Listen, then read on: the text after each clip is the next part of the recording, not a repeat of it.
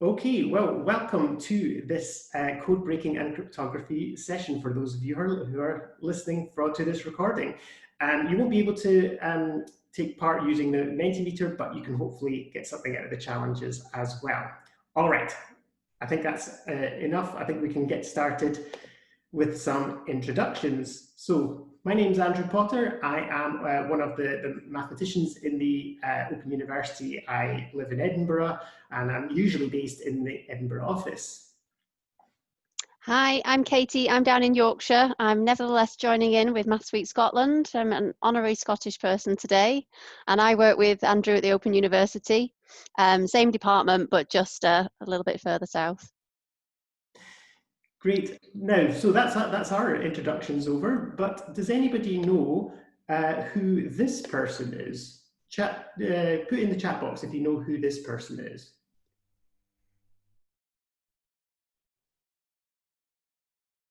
You can send this to everybody, that's okay. It doesn't need to go to specific ones. Yeah, we're getting the right answers. Good, yes. This is Alan Turing, yes. And Alan Turing is very close to our heart at the Open University, partly because the maths department, the building that it's in anyway, in Milton Keynes is called the Alan Turing Building. But he's very much associated with this. Does anybody know what this is? Put in the chat box if you know what this is.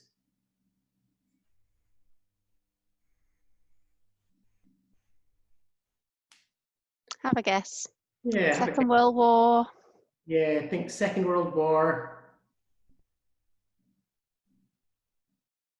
Something to do with code breaking. Aha, yes, the bomb or Colossus. Yes, absolutely. It is the machine that broke the Enigma code. The Axis powers, the Germans had this Enigma code, and this machine was developed by Alan Turing and others to try and crack that code. Absolutely. And they did so. Well, what's this place? Does anybody know where this place is? I thought this was quite a hard question, but it turns out quite a lot of people recognize this place or can guess where it must be. Yeah, where do you think this place would be that's still associated with? Yes. Yeah. Flora's got it, yeah. Yes, Brenda. Yes, Ocean. That's right, it's Bletchley Park. So this is Bletchley Park, which is where the team of code breakers that worked during the Second World War, including Alan Turing, worked. And Bletchley Park is really, really close to our Milton Keynes campus of the Open University. So as I say, very much close to our hearts. And if you ever get a chance to go there, you can see that there is a chance to see the Turing bomb rebuild project. So they've rebuilt the same machine again. So it's really, really interesting. If you ever get a chance to go, I'd highly, highly recommend it. Okay, so we're going to get into our competition now, and I think Katie's going to tell us a little bit about this. Yeah, so most of you have managed to join on menti.com already, and it's quite normal, you know, somebody loses an internet connection. Don't worry, you can just go back to menti.com and put the code in again. I mean, possibly you lose your place on the leaderboard, but you still get to join in with the rest of the questions. Better if you use a code name rather than your real name, because then I can put the leaderboard up and, you know, that's without you having to worry about your name being shared. But don't worry if you have used your real name. You can also do pencil and paper for your actual competitions. So, you know, do have your pencil and paper ready and jot it into Mentimeter, you know, in case you lose connection or what have you. And of course, like we said earlier, you can enter your answers into the chat box as long as you only send it to all panelists. So I can see we've got plenty of people signed up for us to press on with the actual questions. So Andrew, can you move us on? So we're just going to start by talking about a code which I think you're all familiar with. Used a lot in the Second World War. What's the name of this code? Do you want to just pop it in the chat box for me? This is not the Mentimeter question. I just want to know the name of this code before we get going. Yeah, it is indeed the Morse code, the ... which we would do, you know, with a little beeping noise going down telephone wires. So this is a warm-up. Have a look at the message on screen, this message here. And I will start the countdown on menti.com and decode the message. and enter your answers on menti.com. So I'm going to start the countdown now, and then it will start to appear on your phone or whatever device you're using. And I've given you more than enough time for this. Okay, the countdown has started now. You start solving it and put the answer into your phone.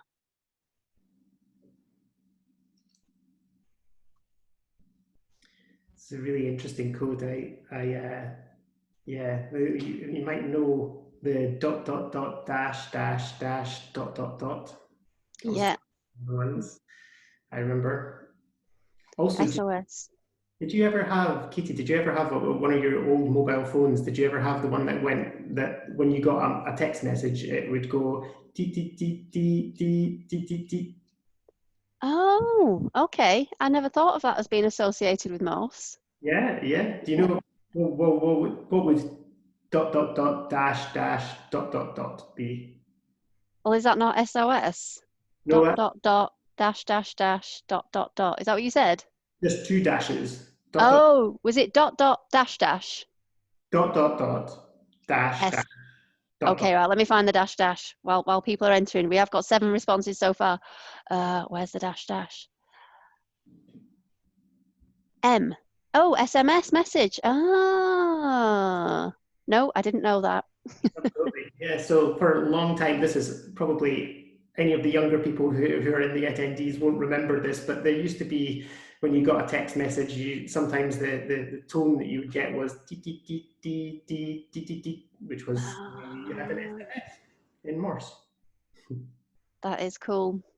And to be honest, I preferred the texting system as well, you know, when they had letters grouped in threes, so that your big fat Yeah, fingers were pressing the wrong buttons. So frustrating. yeah, Right, absolutely. we've got 7 responses of around 10. Now, for some reason, Mentimeter is not going to let me close voting. So in any case, you've got long enough till everybody does it. Brenda, yeah, you have got the right answer, which we won't share with everybody yet. So we'll keep it there.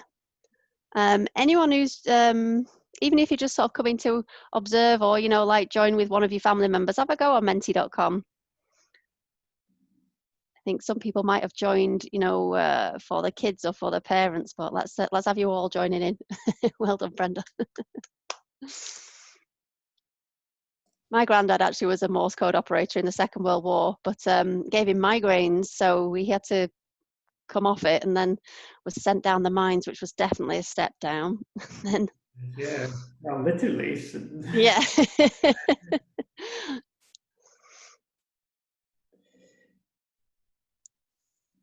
I don't know if I understand that comment, Brenda. Do you understand that comment? No, no.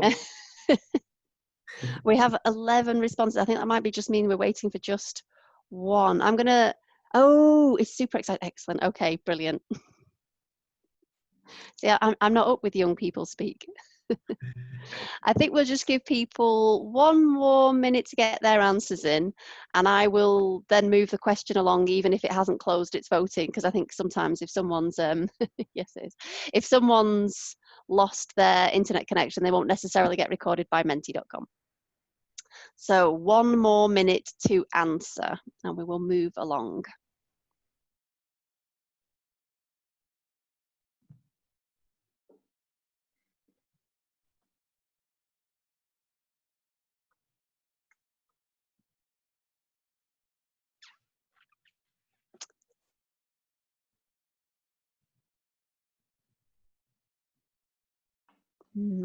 I feel like that's long enough now. Do you? Yeah. Okay.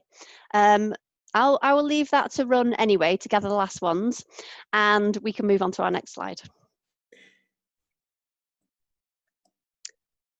Okay, so those of you who haven't managed to type it in yet, you can finish your typing because the answer was indeed Open University, where me and Andrew work. Right, on to the next one, and you will be aware of it from SMS. Right, so we have another code here called the Pigpen cipher. It was used by the Masons, and Andrew might tell you a bit about those in a moment. Who's heard of the Masons, by the way? Just type a Y in the chat box if you've heard of the Masons, so we can see where you're up to. Yeah, so a couple of people have heard of the Masons. We'll say a little bit more about them historically. They are a secret society. or were a secret society. They're a lot less secret now. They're quite public. And they did used to have this secret code, and it was kind of a shape-based code, if you like. And it would be based on putting all the letters in the alphabet into these grids. And then each letter will correspond to the shape that surrounds it in the grid. So if we look at the first grid, you've got A is surrounded by this shape in the top left. Okay, so that when you come to encode A, you just write this symbol.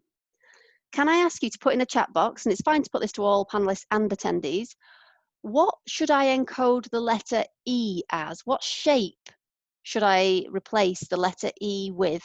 Look at where it appears in the grid. Look what shape it's surrounded by, and tell me what shape I should surround the letter E with. Yeah, it's a square because it's right in the middle of the grid. We've got a square. Okay, so I feel like you probably know what that is. Then when you look at the second grid, it's got dots inside the grid. So when we come to look at, let's say, let's look at the top row where we've got J, K, and L. We've got J, K, and L in here, and they've just got dots inside. So it's exactly the same as we had before, except this time you're going to replace the shape with a dot inside it. So this would be what J looks like. This would be what K looks like. Okay, so tell me, what letter am I writing now? What's the last letter I've written? It's one I'm just going to put inside this big circle to point to it. Yeah, that is the letter O. Okay, I'll just do a couple more so we definitely have got the idea before we get the code on screen. So let's clear those ones off. Again, we've got diagonal ones. What letter is this shape? Put it in the chat box. You can send this to everybody for now. Yeah, some good answers here. Yeah, that is indeed S. Oh, good. And the I'm just gonna do some ticks on the Mentimeter quiz for people who arrived late as well. Yeah, everybody got that with just a couple of spelling mistakes that I'm gonna forgive. Okay, and so then if we similarly do something with the dots and the diagonals, what letter is this? You can send this to everybody. So we've got a diagonal one, but we've got a dot in it. Yeah, that is what Z looks like. Okay, so you're going to do exactly the same thing. You're going to encode the next message. You're going to decode it rather. I'm going to have it on Mentimeter, ready to go. Just to say that Dr. Florf so far is winning. Dr. Florf represented by a tiger. I don't know if you want to see the practice round on screen. Should we just do a quick do that? Should I just share that, Andrew, just for a bit of fun before we get going on this next one? And then you can go back to yours. Right, so I'm going to share this. I don't think anyone's put their real name on, so that's okay. So this is how you've started off, okay? So Dr. Florf, you're right at the top with Sky. All right, so there's a bit of speed element to it. I'll stop that share and you can reshare yours, Andrew, and we'll go back to Pigpen. Okay, so I hope it wasn't too hard to do what you just did, because that's what we're going to do now. And there you go. Here is. Yeah, here is your next code. So start. I will click onto the next question, and I will start the countdown. This will appear on Mentimeter. Get a pencil and paper. Start decoding it, and then drop it into menti.com. Or if you do it in the chat box, remember, just to all panelists. Okay, I'm going to say ready, steady, go for that. Good luck.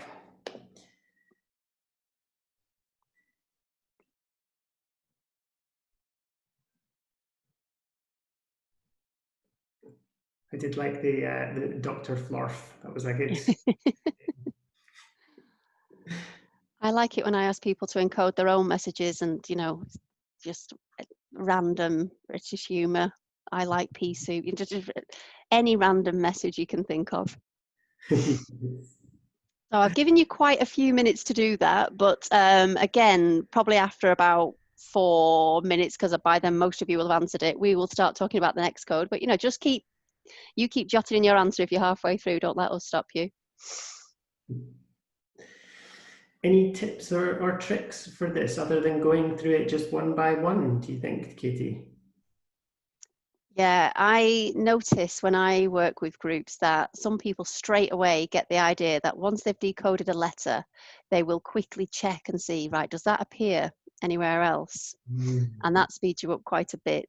I remember the first time I was really shocked that just a team could get things done before I could even get back to my chair. And it's because they've done this, and you're all working individually, but code breaking is a really nice team activity. That's how it all works in Bletchley Park, and you all help each other along. And of course, you divide the work up. How you make your team work together is one of the key code breaking skills. Absolutely. And in maths generally, I think people kind of get this idea of maths as being something that you just sit at home on your own working away like with a pen and paper, but it really is a very collaborative sort of thing where you do bounce ideas off each other and you work in groups, and it's really quite important so to do that. Oh, well done, Brenda. We've got your message. That's right. Excellent. And I can see we've got 6 responses on Menti so far, so there's still everything to play for. It's really interesting. It's really interesting as well. Like the kind of what I really like about code breaking is the idea that it's maths, where maths meets English and other things, because you're not just decoding random letters. You're decoding things that are actually in the English language, and you can use what you know about the English language to kind of to help you in that. It's and people, you can use what you know about people. What is this person? People kind of have the same weaknesses or the same likes. So how often people use their pet's name as their password? This was a major flaw in a lot of encoding. Spies would find out various pieces of key information about people, and hey presto, they had all the passwords. Of course, on the internet today, that's something like a machine can gobble up. We've got to have a look. We've got 13 responses, which I think probably is the amount of responses we had last time. And it didn't go beyond that. So I think that's everybody who's going to respond. I think perhaps somebody's dropped their connection. That's why it won't close the voting. No, so absolutely. It's psychology, it's language knowledge, and then you've got your maths too. Absolutely. Yes. You're right there, Brenda. All right, shall we move on to what the answer is then? Is everyone... Yeah, it's safe to show the answer. We've had our 13 responses we were expecting. So well done. It was indeed decode messages using different ciphers. There's quite a bit of interesting history to this as well, isn't there, Andrew? Absolutely, yeah. So as Katie's already mentioned, this Pigpen cipher is kind of called a Pigpen cipher because it kind of looks like each letter is like penned in some way, like a pigpen would be. But it's also called the Freemason cipher because it's attributed to this secret society, the Masons, and they're very famously in history used it. So here's a picture of someone's tombstone actually, who was thought to have been a Mason. If I zoom in, you can see the guy's name, Thomas Brierly, and then just underneath that, before the date, you'll see a secret message written in Pigpen cipher, in the Freemason cipher. And if you decode it, what it says is Thomas Brierly made his ingress, is the idea. And so this is meant to mean that's when he joined this secret society on the July 16th, 1785, which is really quite interesting. And it's interesting as well that you see all these Masonic symbols and everything as well on the stone itself. Of course, Masons are people who work with stones, so that's quite interesting as well. But anyway, it's an example. Well, that's where it started, though, because of course they sort of became very high in the police and the judiciary, and no women were allowed, so they're not on top of my top of my love list. Not that it's like that anymore. No, well, I wouldn't want to join any society that wouldn't have you as well, Katie. Good thing about the Open University is that we're for everyone. But the Pigpen cipher, from a mathematical point of view, is really interesting. It's called a diagrammatic substitution cipher. And what I mean by that is, it's, as Katie says, it's like a shape cipher. The keys are all like to do with shapes and diagrams. So here we used an example in the top left-hand corner there. But there's many different keys you could have. You could have ones where you arrange the letters of the alphabet slightly differently, like the one in the bottom left there. So it's, we're still arranging all the 26 letters of the alphabet, but in a different sort of way. But equally, you could have used a different key again as like the one in the bottom right as well. So arrange them slightly differently. So you're substituting a letter of the alphabet for a shape. And here's some other examples of ones where you can use slightly different diagrams as well. So the one at the top there has got the letters with double dots in there. You've got ones where the position of the dot can tell you what the letter is. And on the right, on the bottom right, you can add in more complicated things that allow you to put in digits and stuff as well. So there really is kind of no end to these diagrammatic substitution ciphers. Here's one where you can use this sort of diagram here as your key, and you can draw different triangles to show you what letter you mean. So I guess the thing to say is, why not make up your own one? All you need to do is start with some sort of diagram and put in the letters of the alphabet, and then you can encode your own secret messages. All right, okay. We are going to move on, though, to talk about the Polybius square. So the Polybius square is another code that was attributed to this guy called Polybius. So it's another historical code. And here we're kind of using we put the 26 letters of the alphabet, and actually we just squash I and J together for reasons that will become apparent in a minute. So actually we just have 25, and we put all the letters of the alphabet into this 5 by 5 grid that you can see in the middle of the screen here. And rather than putting them all in order, like A, B, C, D, etc., we use a keyword. And in this case, we've used the guy's name himself, Polybius, as the first word. And you can read that just in the top there. Let me use my laser pointer, you can see Polybius here. And then just filled in all the rest of the letters of the alphabet that I haven't used in order after that. So we've got A, C, D, etc. And this helps you encode any letter of the alphabet as a pair of digits, just like in coordinates. So in school, you learn about coordinates where you go along, you go horizontally along. The first number gives you the horizontal number you go along, and then the vertical after that. So for example, if I want to encode the letter E here, then you can use you go along 2, first of all, to get there, and then down by 3. Yes, Scott. Yeah, that's right, Scott. So like y-axis, yeah, the second letter is like the y-axis, yes. So it's like 2, 3, and so E becomes encoded as 2, 3.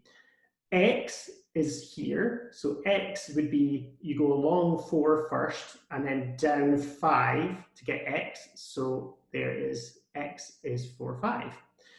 And so on and so on and so on. And then you just give your message as this string of numbers here. So if I wanted to decode this again, what I'd have to do is split them into 2s.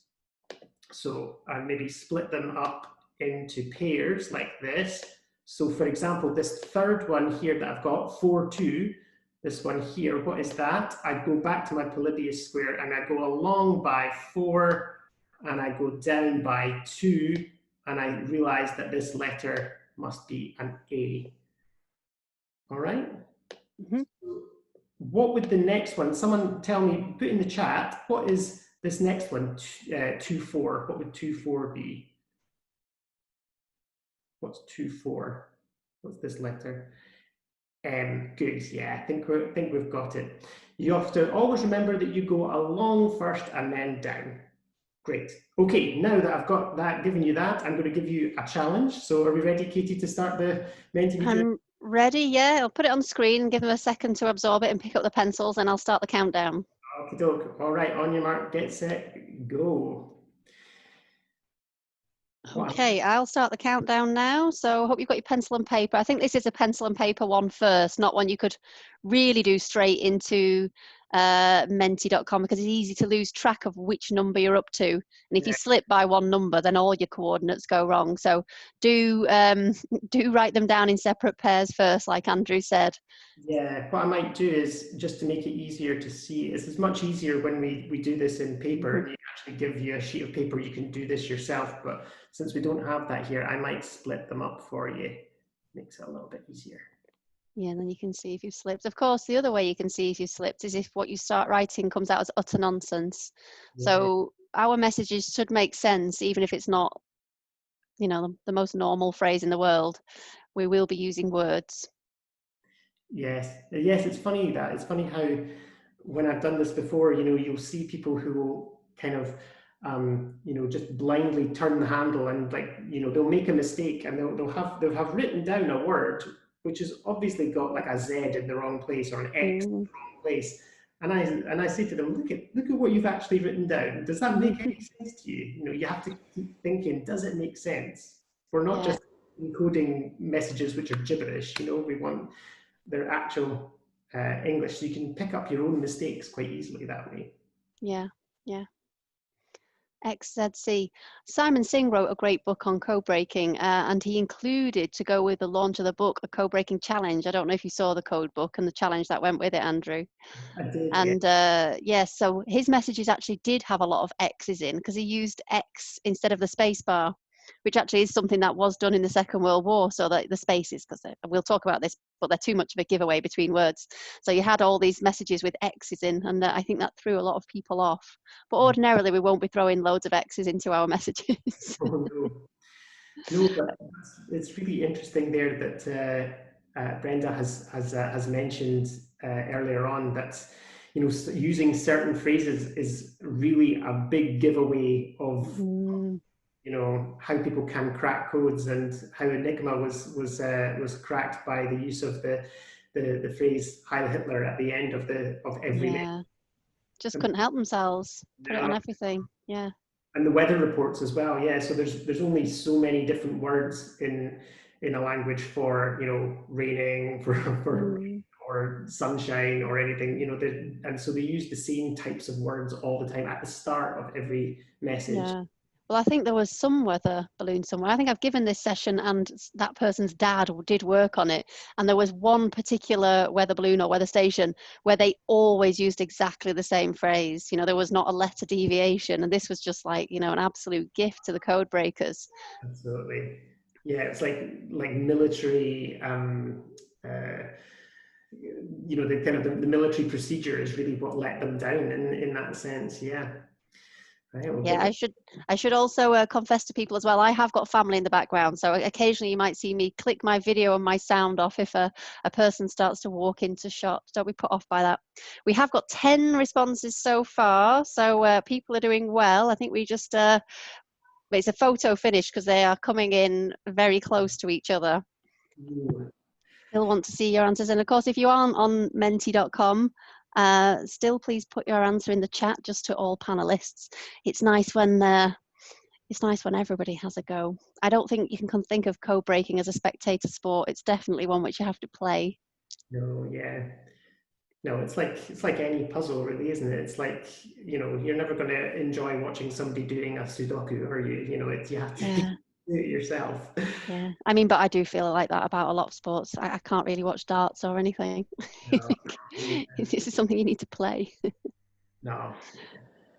Okay, I think we can give it another, I think I'll give you another 30 seconds because it is quite involved, and then we will move on to the next code. Yeah, hopefully the last word should be a bit of there's a bit of a pattern there, isn't there? Like in that very last word. So hopefully that Yeah, helps the very last bit. that's good, Brenda. I think just double check if you've skipped a word there. That might be to do with typing as well, which Yeah. is fine in this context, but obviously in a war context, I always, yeah, that's right, spot on. I always say it's very important. Mistake making, code breaking is probably the one time where you want to make sure you're not missing a key not or something, or don't. Do Yeah, bomb and don't bomb are very different. exactly. but Yes. we're pretty good here. I think, okay, yeah, we've got our 13 people. I think we should move on to our next code. Great. All right. Well, well done to everyone who got that. The answer was this cipher was made by Polybius. So Polybius was a Greek scholar, in fact, who kind of popularized this code. And his name, of course, appears as the keyword. If I just go back a bit here, you've got Polybius as the keyword. So there's no reason why you couldn't also make up your own Polybius square, but instead of using Polybius as the keyword, as the first sort of word there, you could use your own name. Of course, making sure that you don't repeat any letters, because that wouldn't work. If you've got any repeated letters in your name, then make sure you only put them in once, and then the rest of the alphabet afterwards. You might have been wondering as well, why are I and J both on the same square? Well, there's two kind of reasons. Historically, in Latin, which is what Polybius might have written in, as well as Greek, I and J were both the same letter anyway. The J letter only kind of came later on. And secondly, for practical reasons, it's obvious from the context. When you're decoding a message, it's obvious whether it's meant to be an I or meant to be a J. So, for practical reasons, it doesn't matter that they're both on the same square. You can work it out from the context. I've got a leaderboard here, Andrew. Can I share that? It means you'll have to stop your share and reshare in a minute. Yeah. Okay, so here we go. So things have moved a little bit. Pythagoras has popped up to the top, and you can have a look if you appear in that top 10. Ooh. Is it a top 10? I didn't count them. It is a top 10. There you go. Well done to you. I will stop my share so you can reshare, Andrew. Okay. 1 wee second. Did I do that? Oops. Clicked the wrong thing. Here we go. Right, we're nearly there. Just wanting to make sure I don't give away any answers by going to... Yeah, oh my goodness, I have done that in the past. Okay, we're jumping into a bit of proper serious maths now. And just to warn you, Andrew, I have got children in the background, so if they start to interrupt, you'll have to take over this explanation. So, we work on a number base, which is base 10, and by that I mean we use hundreds, tens, and units. Okay, so when I say to you, when I say 4, 2, 3, I'm not talking about 4 and 2 and 3. I'm talking about 4 hundreds, 2 tens, and 3 units, 423. Now, I could, instead of saying hundreds, tens, and units, I could talk about it in powers of 10, because that's kind of a little bit more normal. So here's my tens column, which I'll say is 10 to the 1. Here's my hundreds column, which I'll say is 10 to the 2. And we go up, it carries on going on forever, 10 to the 3, and so on and so forth. I'll just leave that as a little gap where we can put things. Now, my units column, what power should I raise 10 to here? So it's smaller than 1. I'll give you a clue. It isn't -1, which is the other answer I always get. Yeah, when you want to get 1, anything to the power 0 is 1, so 10 to the 0. Thanks. So if that is something which you haven't come across or that you've forgotten, anything to the power 0 is 1, so your units column is going to be something to the power 0. Okay, so we've got 10 to the power 0, 10 to the power 1, 10 to the power 2. I've got a choice of 10 symbols each time for these boxes, for these columns. But why 10 symbols? It could be any number of symbols. Why did the human race, and you can say this to all panelists and attendees if you like, why did the human race settle on a number system to the base 10? What's special about 10? Why didn't we pick some other number? Okay, good. We've got some answers here. Yeah, it's because of our fingers, right? We're a species with 10 fingers. And so it's easy to do all our numbers on our fingers. And if that's how you do it, go ahead and do it. Don't do any shame. That's the whole point of having our number system to the base 10. Right, now when you're thinking of digital devices, of course, they do not have fingers. They have switches, and a switch can be in 2 states. It can be on or off. So, you're thinking of it's like it's only got 2 fingers. So it has to have a whole different number system. So a switch can be on when it's closed, or a switch can be off when it's open. If you've never seen a circuit diagram, I hope that looks a bit like an on and off switch to you. It's not easy drawing with a mouse, I must say. And in digital devices, we represent on with a 1 and we represent off with a 0. So it's going to always operate on a number base 2. It's only got 2 symbols it can put into each of its columns. So it's no use having columns which have 10 slots because it's only got 2 symbols it can use. So we have this number base 2 system. So we have 2 to the 1, that's our 2's column, 2 to the 2, that's our 4's column, 2 to the 3, and so on forever. We'll just talk about as far as 2 to the 4. And then I've missed one out. What's our units column? What should that be? 2 to the... Exactly. Let's see if anybody else feels... Yeah, okay, so 2 to the 0. So here's our columns. So just like we had hundreds, tens, and units, I've got my units, and now I don't know if I should just say like my 2's, my 4's, my 8's, and my 16's, and it goes on forever. And I've got choices of symbols to put in these boxes, but only 2 choices. It's a great drawing of boxes there. Okay, so that gives us a general idea. Now let's, make that a bit more, bring it to life with an example.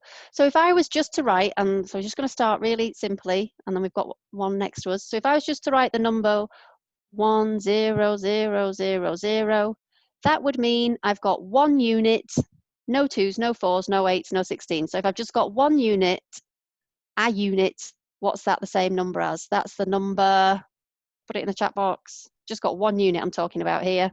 Nothing weird's going on. It's not a trick question. It is indeed the number 1. But let's make it a little bit more, let's start to increase the numbers a little bit. Let's get rid of those. Okay, so here on the right-hand side of the screen, we've got 1 in the units column, 1 in the 2's column, 0 in the 4's, 0 in the 8's, 0 in the 16's. And as you can see, as we said on the right-hand side, that means I've got 1, 1, 1, and 1, 2. Okay, so I've got a 1 and a 2, and we add those together and we get the number. Yeah, Flora's got it. Anybody else want to say, are you with me? I've got a 1 and a 2, and I just add those 2 together. Right, we're going to do a few examples, so please don't worry if it's not sunk in yet, because I'm hoping by the time we've done 4 examples, the idea of binary will have sunk in. And it is Saturday morning, so I'm not expecting everyone to be firing on all boosters straight away. So I'll just clear that annotation. If we move to the next slide, Andrew. Okay, so here I've got no units, 1, 2, and nothing else. So what number have I got? Yeah, go on. So we've got a response. Good. Thank you, David. Yes, thank you, Flora. Any more responses? Otherwise, yes. Otherwise, I'll start to press people. So we'll go through a couple of these. And by the time we get to the last practice, I'll ask you to try and all respond to all panelists, just so I know you've got it, because otherwise it's not fair to start the challenge till I know you've got it. Okay, so we have a look at the next example, Andrew, and your pops have the answer to that one. Okay, right, so here I have got 1 unit, 1, 2, 1, 4, 1, 8, and 1, 16. So I'm going to write that out here. So we've got our 2. This will take me a while to write out, so sorry if that's a bit tedious for all. I've got my 2 to the 0 column, my 2 to the 1 column, my 2 to the 2 column, my 2 to the 3 column, and my 2 to the 4 column. Okay, so those were my units, my 2's, my 4's, my 8's, and my 16's. And I had 1 of each of those. So you simply add all of those up. Okay, so it's 16, add 8, add 4, and everybody who's given an answer so far has said it right. It's going to be appalling if I write this all out with my awful mouse writing. And so you simply add all those numbers up together. Okay, so yeah, like everyone said, when you add 16, add 8, add 4, add 1, you do indeed get 31. So let me clear all those scribbles, and then you can see Andrew's more clear writing. Yep, so you're having 1 from each of the columns, you add them together, you get 31. Let's have a look at another one. Okay, so for this one, I do want you to have a go yourselves, and I want you to send them your answer to all panelists. Don't send it to attendees, just to all panelists, because I want everyone to have a chance to understand it.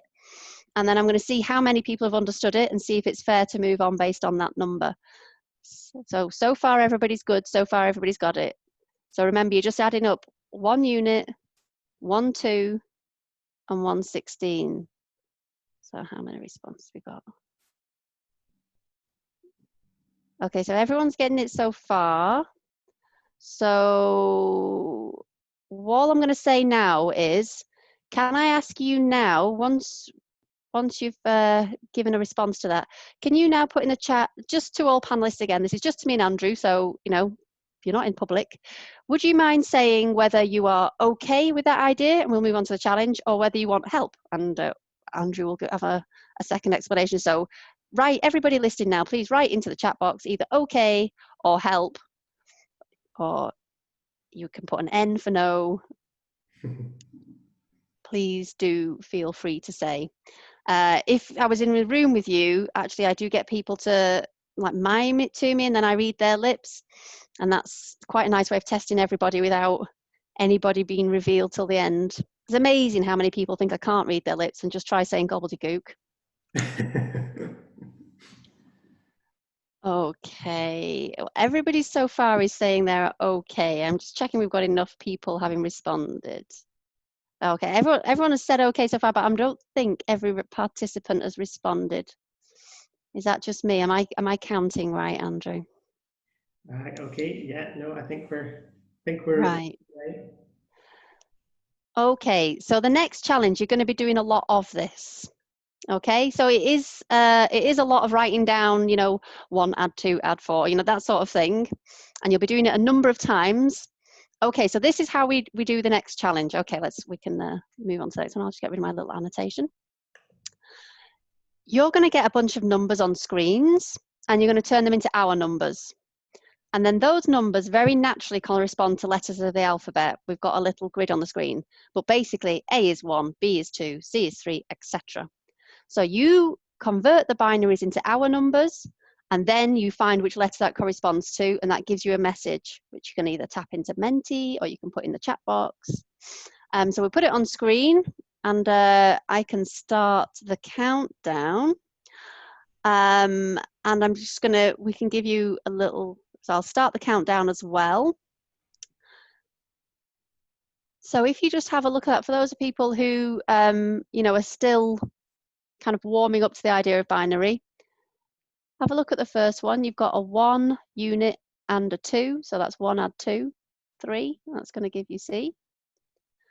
And then Andrew, this is the same tip as we said before, isn't it? Where have a look and see, is that letter repeated anywhere? Because you don't want to do any work twice. You know, I don't know, speaking to all the mums out there, isn't it awful when you have to do something twice? Any parent, just like, do I have to do this again?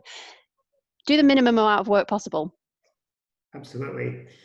I think people think that that mathematicians are always like to sit and do calculations over and over again. Actually, the best mathematicians are probably the people who are clever enough to avoid as much of that sort of thing as they possibly can, you know. So Yeah. once you've done a calculation once, you want to find a nice way of making sure you don't have to do it again. So I mean, I think cut and paste was the best invention ever. That's just like, it's my best friend.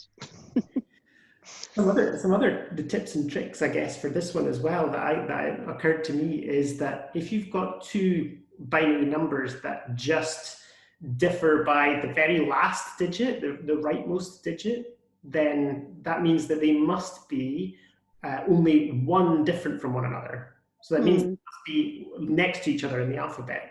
So it might be P or Q, or only differ by the very last digit. So that's quite. And I guess because this is kind of a bit of a, in a sense, this is a big step up in maths effort from the other ones. Do feel free to put a chat, you know, or put a question to the panelists into the chat. You know, if there's something where you're like, oh, you know, have I got this idea right or something, you know, feel free to pop that into the chat. You know, we won't, although we're competing, it's not, it's not the Olympics. We're very happy to assist. No, the stakes are not that high. Yeah. There's other things that you might want to do to make things easier. Is I've purposely put these so that there's a different word on every line.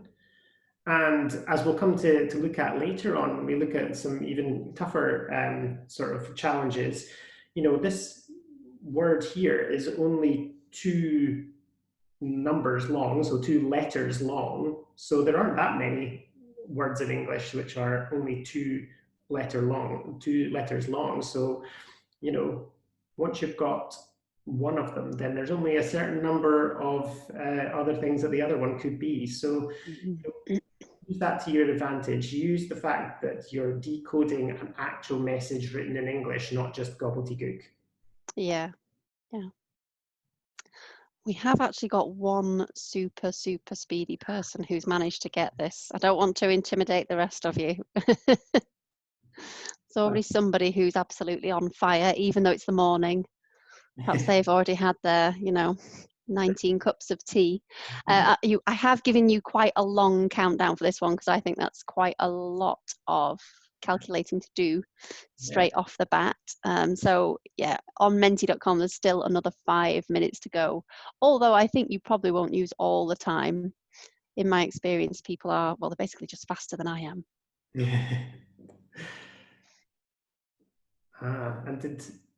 And be careful of the very last word as well. I think there's a tendency for the people that we did this with on Wednesday night missed a little subtlety right at the very end. So, do you know what I find often, and this would be where I fell down? If you've got the first half of a word and you're sure you know what the word is, then you just guess the rest of the word, which is pretty much fine. But I can't spell, so I will get that wrong every time. If you can spell, you're fine, but that's something which trips up people. It is, yeah. So it's a risky strategy, isn't it? Because you're just like, oh, I know what this word is, and you just go for it, and then turns out that you got something wrong. And as you pointed out earlier, Katie, there's you want to make sure that you get the message right. Actually, interestingly enough, we've got using this sort of an idea, like a single digit, like a 1 or a 0, can change the meaning of the entire message. Like, so for example, if you had a message that said go and kill Bill, but accidentally you misinterpreted one of the digits, you might decode it as kill Jill. And you've accidentally killed the wrong person, got the message to kill the wrong person. So you want to make sure you're very, very accurate. And this is actually a problem that's not just in human error, but like errors come in to things all the time in just like transmitting things across ones get turned into zeros and zeros get turned into one just naturally, just from internet. Yeah, just like the electricity in the air, a little bit of going past a storm or going past another phone call. Absolutely. And at the Open University, we actually do a course. It's a master's levels course, so it's maybe something to have a look at later on. But a master's level course that looks at how do we deal with this mathematically, and there's a way that you can kind of build in error correcting capacity into codes. You can make your messages longer, which give you like check digits that will automatically correct any errors that happen in transmission, which is a really, really fascinating part of maths. But so if you're a very important part of maths too. Like to keep all our communications viable. It just all lands on mathematics. Aha, excellent, Brenda. Yes. I should say as well to the group, if for any reason this particular challenge is too hard for you, do hang on for the next challenges anyway, because, they do vary. And after we've done the next challenge, we'll be doing a group one where, it's there's definitely everybody's skills are used in different ways. Definitely. So if for any reason you've tripped over binary, don't worry about it. It's something that you can come back to at a later date. Excellent, Ocean. And then, pick up with the other challenges as well. Right, we've got 1.5 minutes on the countdown, but I think it's fair to give people that actually, Andrew, because it is a step up in difficulty. Mm-hmm. And we've got 8 responses so far from our Menti people. Oh, Catherine, that's really interesting. You did binary in primary school. Wow. Oh, I see. Yeah, so each finger represents 1 or 0, whether it's up or down. And so you'd have the number, what would it be, 1 to start with, and then 2 would be that, then 3, then 4, then 5, It's a workout for you. 7. Oh, that's very, very difficult. And you'd call numbers that you'd have to hold up. Oh, goodness. That That sounds like the good old days. warm up. Good job, Christopher. Well done, Christopher. That sounds to me like something you did before the national curriculum. Is that when people could do more eccentric things in lessons? Oh, okay, I think we're just we've got 10 seconds left on menti.com. We've got 11 responses. That's, I think almost all of you are going to get your answers in before the last few seconds. Oh, I hope the last person does. Even so, don't worry, jump on to the next one if you didn't. I'm gonna, and if it flashes up that you've not got it right, don't take that as the answer, because sometimes I've done the grammar differently to you and it does check the grammar and I can still mark you as correct. Okay, right, we've done well there. Excellent. We have all our responses in there, Andrew, if you want to move on to the next one.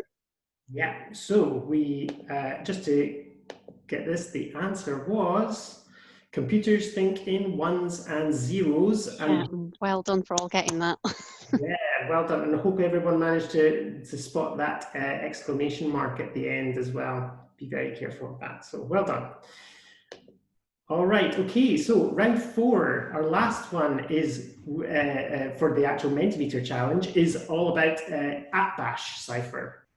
So what this is a really kind of simple concept actually, is I want you to write down the alphabet in order, and then underneath it, you're going to write the alphabet in order right to left, the opposite way. So you've got A to Z going left to right on the top, and then as we've got here, A to Z going right to left underneath it. And it's just as simple as you think. You encode every letter of the alphabet by its reverse letter. So A encodes to Z, B encodes to Y, and vice versa as well. One of the weaknesses actually of this code is that encoding and decoding are both the same thing. So if you encode B to Y, then Y also encodes to B. So it doesn't matter whether you're going top to bottom in your diagram or bottom to top.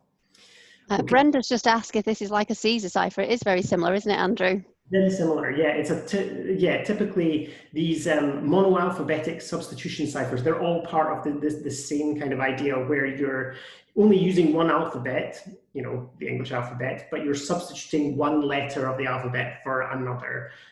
So that's why it's called monoalphabetic substitution ciphers. And we're going to look at those for the rest of this session, actually.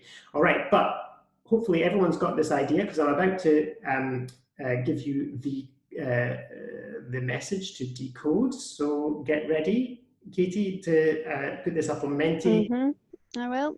Here you go. Here is your message to decode. I'll start the countdown, and it is best if you very quickly write out the alphabet and then write it out backwards. That's probably going to save you time in the long run rather than trying to go letter by letter. Yeah. And I think this is this should be a speedy one, actually. Yeah. If you're a fast scribbler. Depends how you write out your alphabet. Yeah. And Scott, feel free to put your solution to all panelists, not attendees, if you've got your solution ready, or of course, put it into menti.com.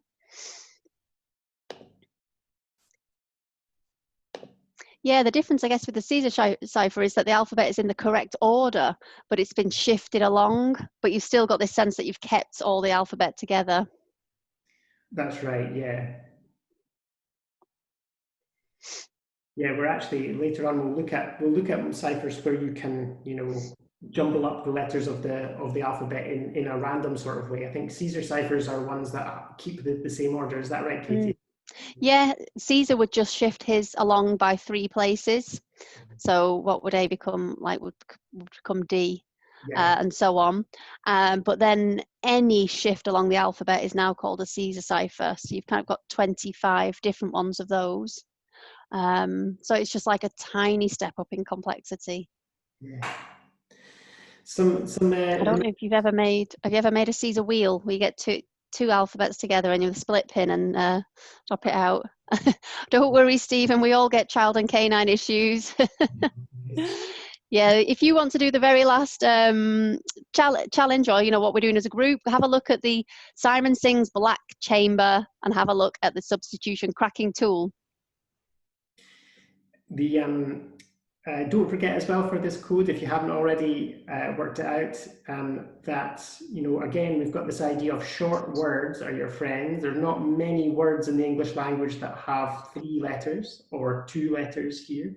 So yeah, use that to your advantage to speed things up. And again, remember, once you've decoded one letter, look for the same letter appearing more than once. How are we getting on? How are we getting on Menti? Right.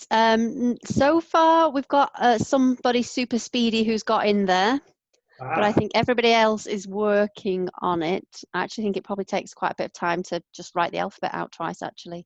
It does, yeah. And it does take time just to type your answer into Mentimeter. It's quite long, isn't it? You're just you're busy, got your thumbs going. Absolutely.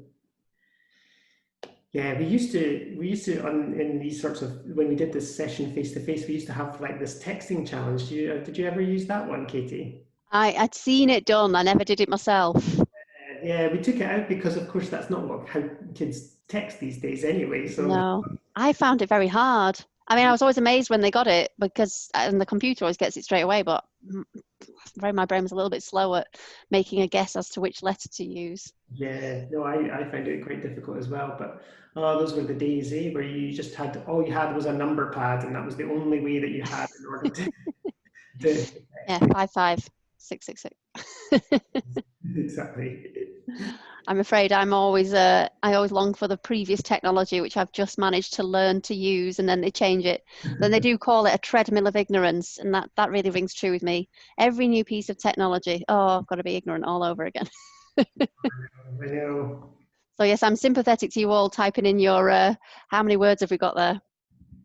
So 6 people have got it in, and 1, 2, 3, 4, 5, 6, 7, 8, 9 words.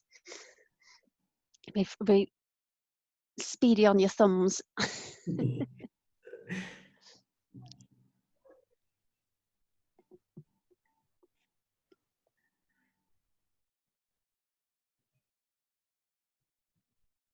It's a strange name, this one, the cipher, Atbash. We'll see why it's called that in a second. But if you happen to know why it's called Atbash, then you would need to have a bit of an advantage, I think, in decoding or decrypting this message.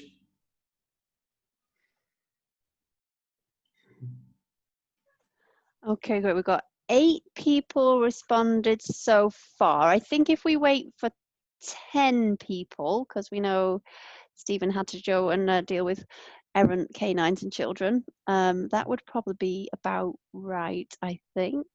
Yes. Oh, do let me know, Andrew, if my background noise gets too noisy at any point, by the way. Haven't noticed at all, so. It's starting to creep in from my end. Yeah, Okay, you've got another 40 seconds, everybody, before the countdown ends. So see if you can hastily put in, excellent, Brenda, you got it there? See if you can hastily get it into the into menti.com before the countdown chops you off. I'll be interested to see if anybody fell into the trap that I was talking about before, of getting the first couple of letters of the word and then just thinking, aha, it must be this. I wonder if anyone's done that here. Last 10 seconds. It's probably safe to start talking about the history, actually. So, all right, okay. Well, here we go. So the history of this, why is it called Atbash? Well, the solution to this, hopefully you managed to get in, was this code was used to encrypt the Hebrew alphabet, which is true, and it was exactly where it gets its name from as well. Because in the original Hebrew cipher, the first letter of the Hebrew alphabet is called Aleph, and it has an A sound, like our A. And the last letter of the Hebrew alphabet is Tav, which has a T sound. The second letter of the Hebrew alphabet is Beth, which has a B sound. And the second last letter of the Hebrew alphabet is Shin, which has a sh sound. So if you put all of those kind of four sounds together as one word, so you've got a, t, b, sh, then you get something that sounds like Atbash. So Atbash, which is where we get this name from. And as I say, this was kind of used for like certain passages of words or phrases in the Bible, in the Hebrew Bible, were considered to be kind of holy, and they gave this sort of mystical significance to writing it in this cipher. So there it is in its Hebrew form, but also here it is.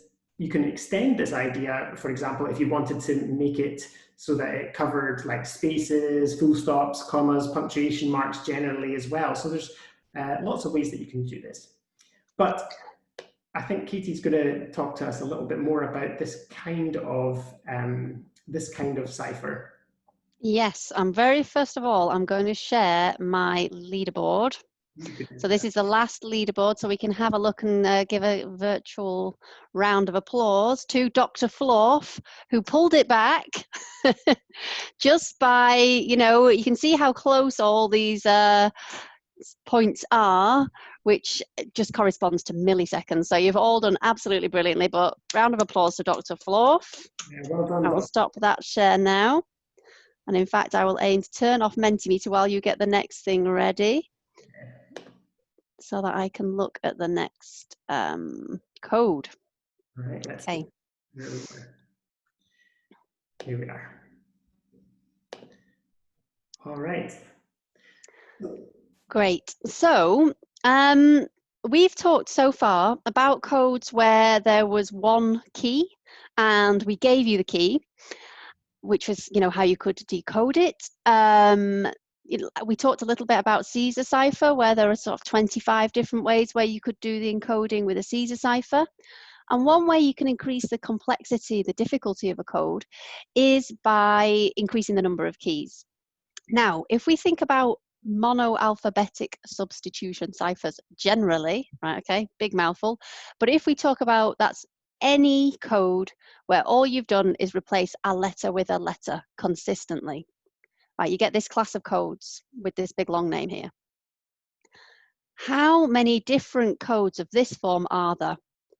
Okay, so all we're doing is any jumble of the alphabet. How many different ways can we do that? Well, if we look at the first letter, the letter A, now you can shuffle up the whole alphabet but leave one letter fixed, and that's not an issue. It's still going to look like absolute gobbledygook.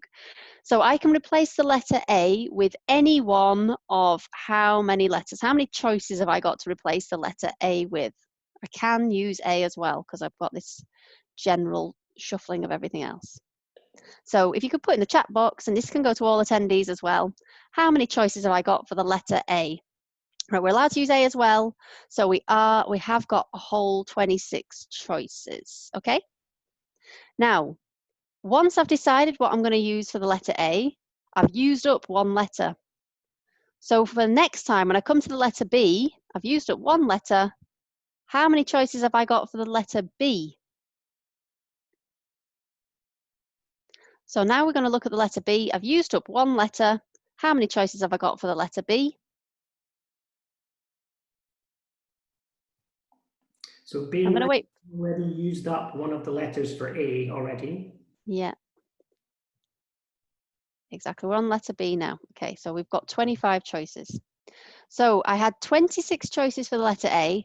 For each of those choices, I end up with having 25 choices for the letter B. And for each of all those choices I've already made, I've got 24 choices for the letter C, and so on. So the number of choices I've got of ways to shuffle the alphabet turns out to be this really long multiplication where I go all the way down with 26 times 25 times 24, and so on and so on and so on, all the way to times 2 times 1. Does anybody know how we express that number mathematically more simply? We've got, Catherine's got it. Anybody else familiar with this idea that you replace it with an exclamation mark? 26 factorial.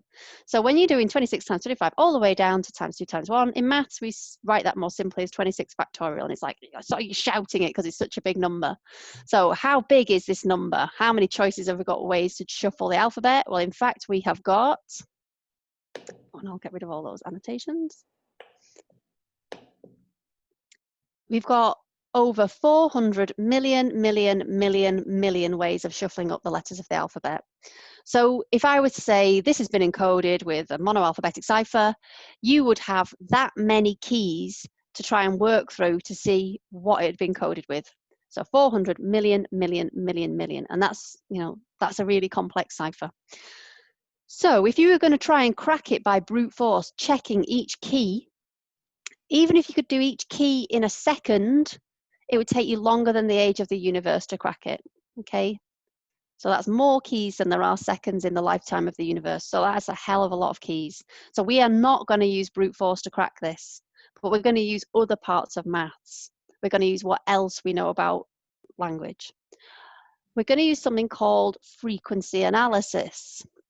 So it turns out in any language, and we're going to think about English, each letter occurs with a characteristic frequency.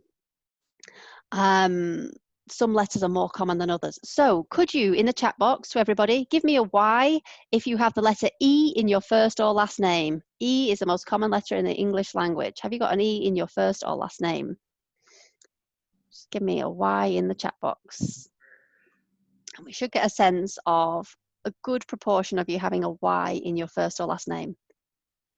Okay, now who's got a Z in their first or last name? Right, so you might see that E is more common than Z. Yeah, we had 5 with an E and one with a Z. That was it. Yeah, and you know, when you start thinking about general words in the English language, the difference becomes more pronounced. So when you get this gobbledygook on your screen, you start to look for the most common letter and think, oh, that must be E. That's like your root in is the letter E. Then you start to look for things you know about the English language. So then you start to look for little words. So these little words like of and to, if you've got a single letter word, you know, you just got one symbol, that could only be one of two things. What could it be if you just got a single letter word? And just keeping you awake on a Saturday morning. So yeah, exactly. It could be A or I. Right, now the most common 3-letter word, and the word that just comes up all the time, this is your biggest code breaking friend, is the word the. So if you've got the letter E and you find a repeated 3-letter word with it in, like you're in, you've got the word the, and that gives you, you've got all the E's and all the T's. So that's a really helpful word. So the first thing we're going to do when we do this frequency type of cracking is we're going to look for the word the and put that in. You can also use and, that's going to be the second most common 3-letter word. Now, when you see like military communications, like military telegrams in movies, they never have the the's and the ands in because it's so much of a giveaway. That's why they have that funny stilted sound when they're reading out telegrams, because they're missing all these keywords because they're just too helpful for code breakers. Spaces between words are too helpful for code breakers as well, because word length just tells you so much. But we're going to use it. We're going to use the, we're going to use and, we're going to use e, and that's going to give us a good route in to general code cracking. So we're going to try this as a group now. So I'm going to share my screen. I'm going to get up a load of gobbledygook on the screen, and together we're going to crack this piece of gobbledygook. Okay, so let me pull up, and I'm going to pick a ciphertext, and I'm going to pick this one. So Andrew, can you see on your screen a load of gobbledygook inside a box that says ciphertext? I can indeed, yes. And can you see my cursor moving around it? Yes. Excellent. Okay, so everybody listening should be able to see that too. I'm going to pull up frequency of individual letters, and we're going to get a bar chart. And let's put that somewhere it doesn't obscure anything else. Yes, put it there. Okay, we've got a bar chart that tells us what the most common letter is in the ciphertext. So could you say in the ciphertext what the most common letter is in the ciphertext? And we're going to replace that with E. Great, okay. Great, so we're spotting that K is the most common letter. So I take K and I replace it with E. So when I want you to tell me what letters to replace. So when you're doing this, and you see it then will start to appear in the plain text. What I'll want you to write in the chat box, and we're all doing this together, so you can send this to all panelists and all attendees. So I'll want you to write something like K equals E or K is E, so that I know that I need to write an E in the plain text. If you wrote down E equals K, I'll do it the wrong way around. So if you could write down, you know, K ciphertext equals what I should put it as. Right, let's hunt around. Can we see any repeated three-letter words? I've got something here, and it's got a K in it.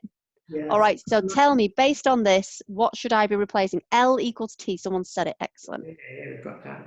And C then is H. Yeah, thank you, Andrew. Yeah. Good. Right. So we've got some good letters in there now. I've got another three-letter word here. Let's make a guess that that's and. So what should I put in? X is A, we've got. X is A. Let's put that in.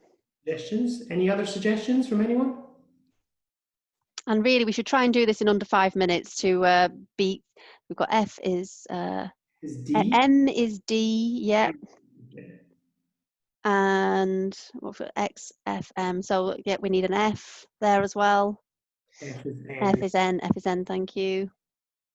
Yes. So if I do this face to face, people do crack it in under 5 minutes, regardless of the kind of the background, even teachers. So let's see if you can do all this in under 5 minutes.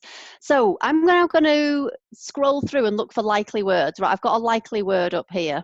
That looks like a word that I recognize easily. And here it is in the ciphertext. What does that tell us? We've got I is I. I is I. Thank you. I agree with that. Right. So I will scroll through. I mean, this one here, actually, 2 letters, something E, and it can't be H. We've already got that. Ocean is suggesting T is B. So T is B. Let's put that in and we'll see where it comes up. Oh, okay, because it could be B. All right, let's see how that is. Right, let's leave that there now. Let's see what else comes up. A is N. Right. I'm going to scroll down here and see what other words start to leap out at me. There's something here. I'll have to go to the bottom of the ciphertext. Aided, something aided. So that would have to be a word that ends in aided but only has 1 letter at the start. A is F is the suggestion. Let's try A is F and see if that helps us with anything else. Okay, that's looking good. Any other words jumping out to anybody? I'm going to look at this. End something. Can't be many words that are just end something, are there? And that's here. I've got those 2 matched up. Y is O is the suggestion. Y is O. Okay, let's see what that gives us. Right, okay. Does everything still hang together? The first 3 words don't look quite right. If B didn't. Yeah, so the word be is correct, but you can't really say a sentence that starts if B didn't. What else could it be instead of the letter B? Yeah, David, it could be W. Let's try that.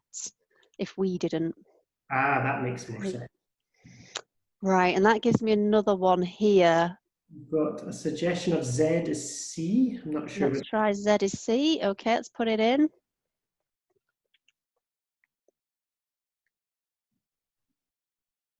Right, we'll leave that there and see if it makes anything make sense. And what about this here? WI something D, and we've already used N, and N worked, so it would have to be not N. Well, we've got 2 different suggestions. O is N, but that's not going to work, as you say. Because so we used it, yeah. O is L, yeah, we're going to try that because we've used N, and I'm quite confident about that, and it gave us didn't and everything, which seemed to fit. Wild. So has L given us anything that we can use anywhere else? Oh, wolf. Ooh, Okay, now just thinking about Heil Hitler. That's a name, isn't it? Wolf. Who yeah, will this be? Right, let's use some letters from this. S is G. I'll try that. yeah. Aha. Uh, And J is V. J is V. Okay, good. I like it when you get there faster than I do.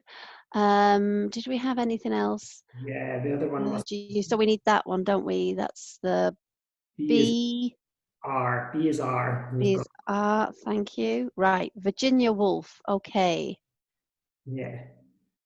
Now, If we didn't live vent something, the wild I'm a go bit worried by about C, I have to say, that's in there. Like, it's the word after over.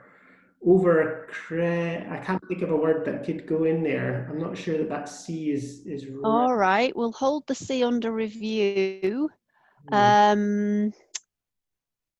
B is R. There's a suggestion that B is R. Yeah, we've got B as R in there. Yeah, we've done that one. What about how many words end in eared and don't have H because we've already had H? What else could that be?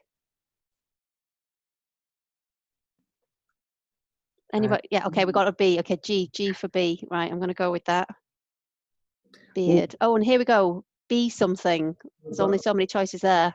the wild goat, the beard. Yeah, we've already got E, so it can't be E. Be something. So a two-letter word which starts with B. Some It's amazing how um, little words can escape you when you're in. Okay, yeah, David, we've got a Y here, so we're going to say that. That's R. R is Y. oh, and then By. Y at the end of that word that starts with vent as well. Um, oh, okay, right, yeah. So if we didn't live vent somethingly, clucking, We've got a the suggestion. wild goat by the beard. Yeah, Oh, here we go. Trebling. That's got to be a bit obvious. What's that going to be? yeah, there's a suggestion that that's M. That has W is M. Thanks. That looks correct to me. Trembling over Chris's we. No something. That one's got to be a bit of a giveaway, hasn't it? Let's find where that is. No, this one. There we are. That is that word. U. Yeah, Flora says U. You. But what letter is it? The U is U. U is you. Okay, thank you. U is you. Ooh, that gives us the word underneath that already. Yes. That's only got pretty much one choice of what it could be, isn't it? So that's that D. Is that letter should be? Yeah, we've S. got a D as S. Thank you. I agree with that. Right. I should have got you to take a chime check on this, shouldn't I? Now here we go. Fatalisty. What could that last letter be? N is C. Yeah. N is C, right, which does mean that I think that other C should come out and we Yeah. should try that as C instead. Fatalistic and aged. This is a gloomy text, isn't it? No doubt, but already should be fatalistic. All right, duressed. What would that be? Oh, sugar. Z is P is the suggestion. That is P, right? So that's depressed, right? Good. Okay. Now, okay, how we go? Oh, just one letter left, I think. Plug-in. Has anyone got that? That must be the N there, mustn't it? No, sorry. Is it the H? It is it's the next one. Yeah, it's the H. And the H should be, and is that David saying K? It is. Plucking. Right, let's check we've got it all. If we didn't live ventries, plucking the wild goat by the beard, which is something we all do every day, obviously, and trembling over precipices, we should never be depressed, I've no doubt, but already should be faded, fatalistic, and aged. We got it. Did you Fantastic. time them? I like it on the version I've got on my laptop gives you a little fanfare, which I think you deserve. And it gives you a little timer as well, but we got it. And this is on Simon Singh's Black Chamber, so there are a few others to check as well. And it's quite, if you pick a wrong letter, you can go right down the wrong rabbit hole. but nevertheless, yeah, I also agree that we don't want Nazis using novels to use. But nevertheless, you know, if you unpick it and repick it, and once you're using a computer, you can start to do these things quite fast. I really enjoy the frequency analysis. Good fun, yeah, definitely. And I hope that you enjoy it as well, because I'm giving you a challenge to take away with you. So what I think you should do here is, if you've got a phone or something, take a photo of this screen here, because this is a challenge that you can try at home for yourself using the same sort of techniques that Katie's been showing us. So yeah, it's a completely different key that has been used for this one, but we're still going to use the same sort of ideas, pick out the most common letters, looking at small letter words and all the rest of it. So take a photo of this page that you've got here so that you can have a go at this yourselves. All right, I'll put this back up again in just a second in case you didn't get a chance, but before I do, we're going to kind of wrap up things here. So just some suggestions of more links and websites that you can go to if you're interested in this sort of thing. There's this Crypto Corner. The website that Katie was on was Black Chamber by Simon Singh as well, and there's a school code breaking competition as well. So lots of interesting stuff there for you.